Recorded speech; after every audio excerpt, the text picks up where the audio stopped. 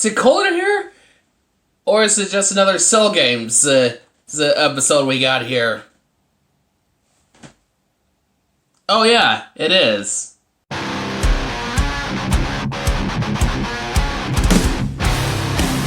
guys, Excellent Stanley here, and welcome back, and also welcome back to one of my personal what if videos that basically started this entire channel. Well, I say started, but basically been there since well, creation, I suppose. And for those who did not read the title, or were was just looking for something to binge watch, this is the what if that basically had a lot of complex feelings with me.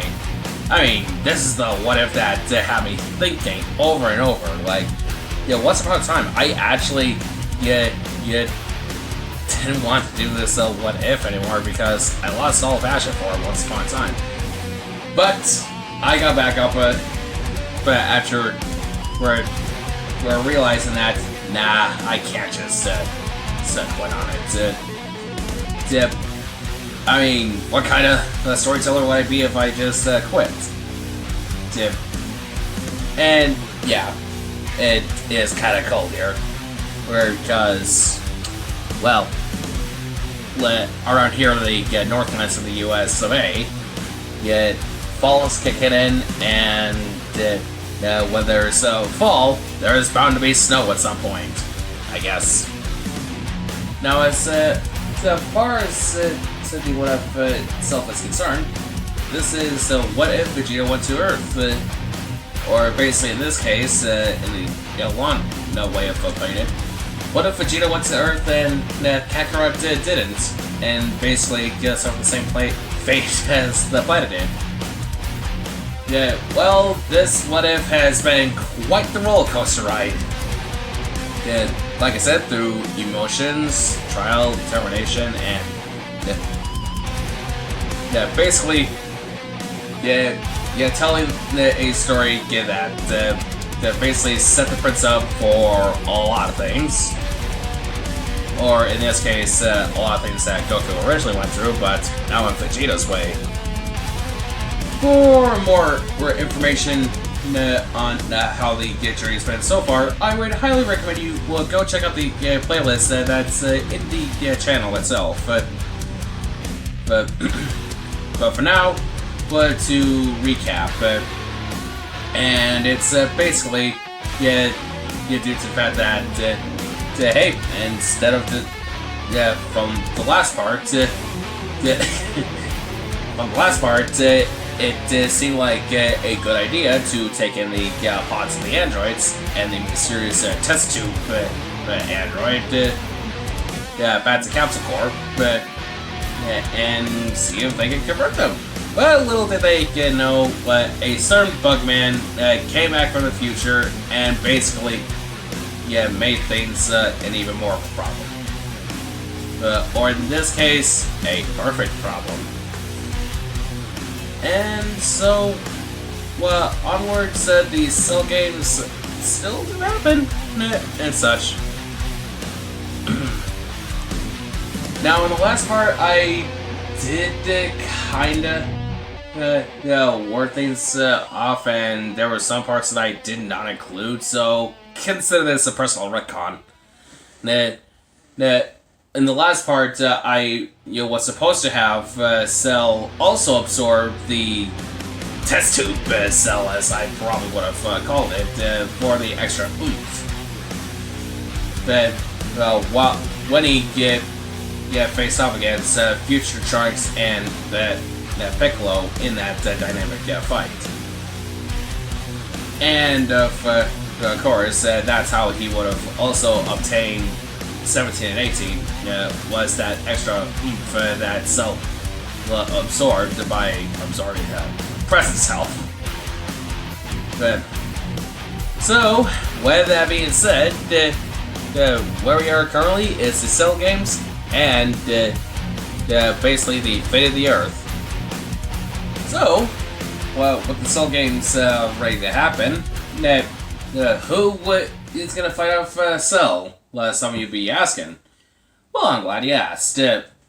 We got our main man, Vegeta over here. We also got Trunks, who kind of almost looks like his future counterpart self.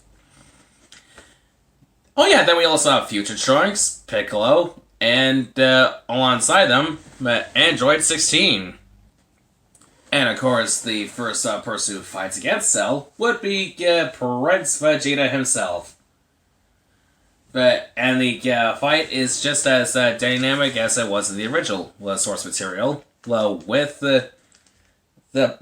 Vegeta giving everything he's got against Cell, from cloning himself to basically using everything he has in his arsenal, to the Big Bangs, to the gigantification, to instant transmissioning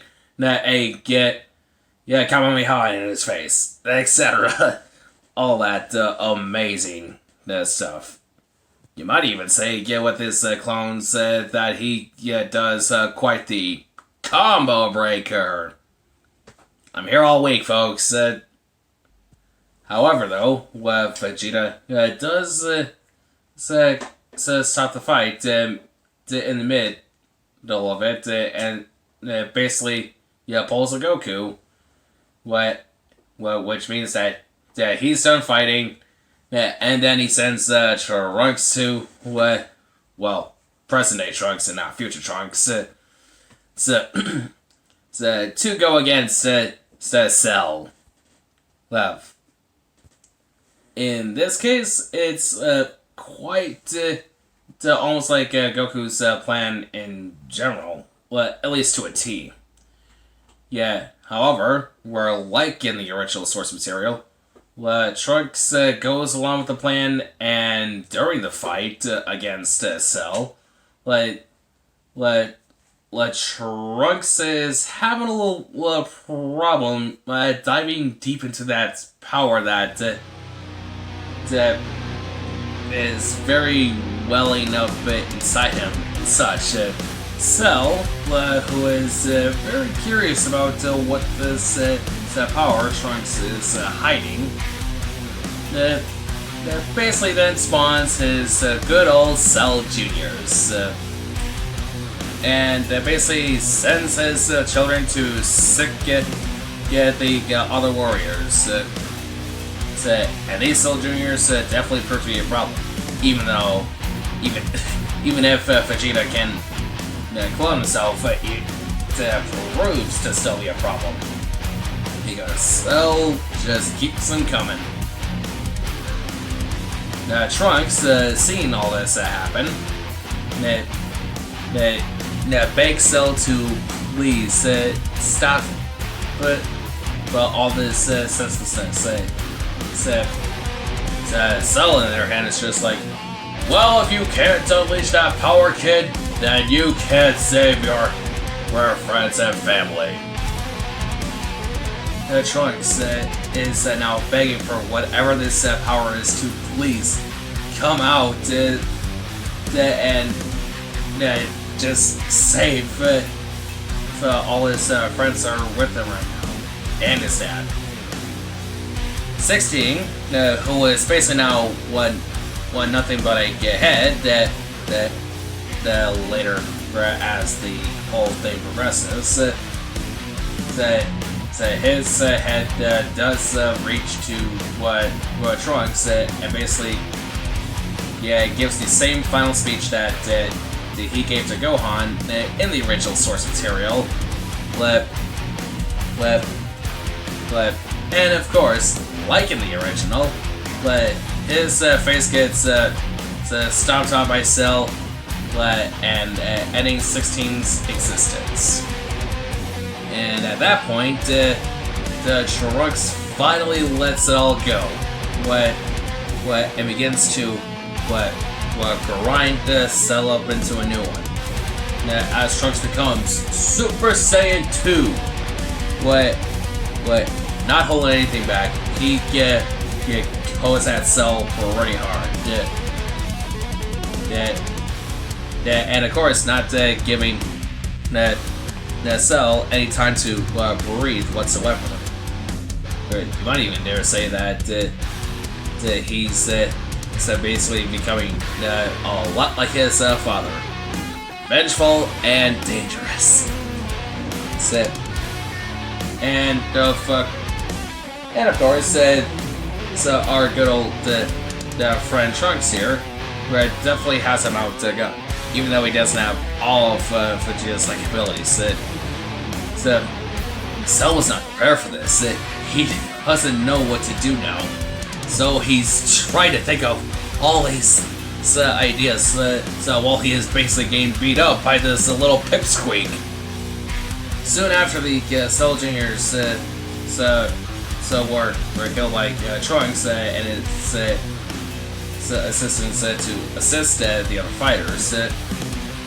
Cell then does an unthinkable and catches everyone off guard upon doing a death beam to good old future Trunks. So basically, he is still giving future Trunks that same old hole that he got in the original. Everyone being so stunned at this, Perfect Cell tries to blast away Vegeta as well. Our present-day Trunks swoops in and saves him at the cost of one of his arms. Like so. Cell, now seeing the opportunity to really end this, he then launches his perfect Kamehameha! Trunks, who is now what basically the line between destruction and life, but Trunks then retaliates with his own attack too, the Double Buster, and the two powers clash. Good old Vegeta, who said now, comes to the realization that the Cell basically just killed his son from the future. Right now, pretty much lets out a scream, like so. My baby boy! Like that. And of course, just was just like, screw this plan. As he then unleashes the power that he's also kept hidden, which is Super Saiyan 3. Vegeta quickly joins his son's side and fully unleashes a super overly powered Final Flash. And with that combined effort of a father-son attack, Cell begins to fully disintegrate until he is nothing more than, well, nothing at all, I suppose you could say. So, but hey, stand tall. But I won. No more androids. So of course, one of the wishes they're being used. One of the wishes is obviously bringing everyone who was killed by Cell back to life. So there's that.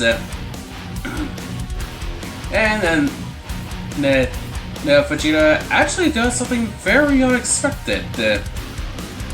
Vegeta, so then wishes, or at least makes a wish to give Trunks, or at least revert Trunks back to being 13 years old.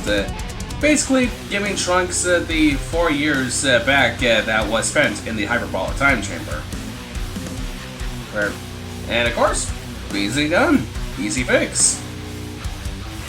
And of course, so with future Trunks being able to go back home and Yeah, make sure that the future is very grand. Our next 7 years are gonna be very peaceful. At least I think they are. Question mark. And that is the end of this episode. And yeah, we're at the. We made it to the end of the Android saga, and this will probably be the. Be. Well, probably the finer parts of the saga. But hey, yeah. I mean, obviously, the similarities from the original source material leaked into here, but now you imagine that the similar scenario could have made its way in here. Only in this case, though.